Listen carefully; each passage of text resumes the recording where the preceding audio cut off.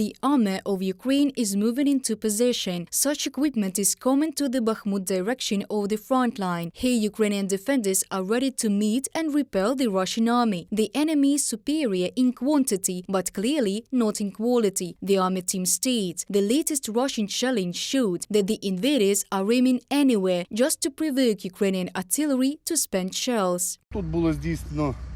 Here was the arrival of the 120mm mortar right next to my unit, which carried out defense tasks in their positions. As a result of the shelling, no one was wounded, but the military decided to further strengthen their positions in case the enemy becomes more accurate. We dug a trench directly for the servicemen, so that in the event of Russian shelling with mortars or heavy artillery of the enemy, they could take cover, but continue to monitor and fire if the enemy troops advanced. Gabions were also placed behind us. They are also in a circle of the place where the soldier is directly located. From this place, he can constantly monitor both the airspace and the area that is assigned to him, here for protection and defense. Fighting in the Bakhmut direction often lasts for several hours. The enemy covers the Ukrainian positions with heavy artillery fire. The saw was working. The soldiers heard the shelling. They ran into shelters, hid in a dugouts. One of them runs to me and says, "The shelling has started." I say, "Don't be ridiculous, it is our artillery, everything is fine." He says, "No, the Russians are shelling us." Then I heard the arrival. A shell fell and I understood that it really was us who were under the fire. So I grabbed the saw, my partner, and ran into the dugout with him. We came there, set out the shelling, then left and took up positions to continue our service.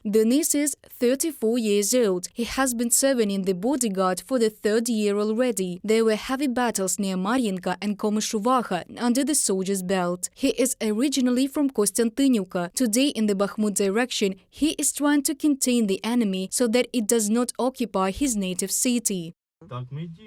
There is my home, my relatives, friends and comrades, everything is there. I am ready to go to the end for them, because this is my land, my home, this is my homeland. I was born and raised here, and I don't want any occupiers or even change of the government here. Everything suited us.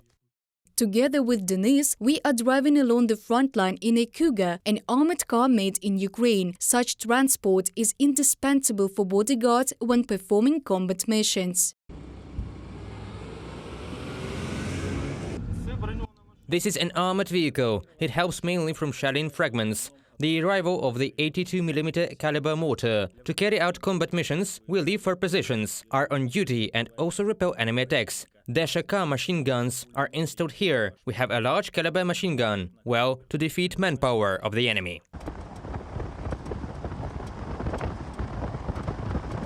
Spring turned the positions into a solid clay mass. You have to scoop water out of the trenches several times a day. And instead of the usual army boots, our defenders put on rubber boots. But this does not prevent the soldiers from serving.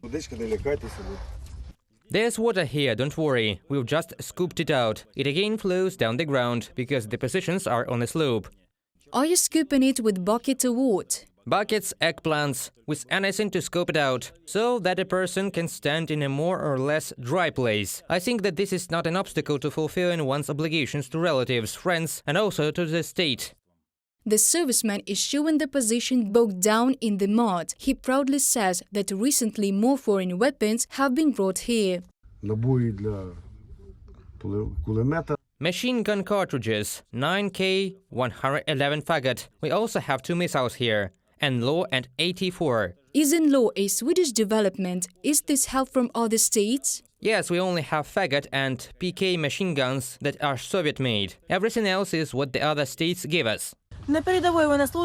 On the front line, the military does not always have the opportunity to cook a full meal for themselves, and here volunteers with dry rations come to the rescue. This is what Ukrainian borscht looks like, and this is pea soup. They also have a lot of foreign food in the kitchen, and also, in such a difficult situation, the soldiers were able to equip a heated shower in order to wash off the adhering dirt from themselves after combat missions. Under shelling and heavy rains, servicemen tried to create conditions for comfortable service, and volunteers helped them with that. Reported by Diana Kolesnik, Anastasia Volkova, Artem Voronin, UATV News.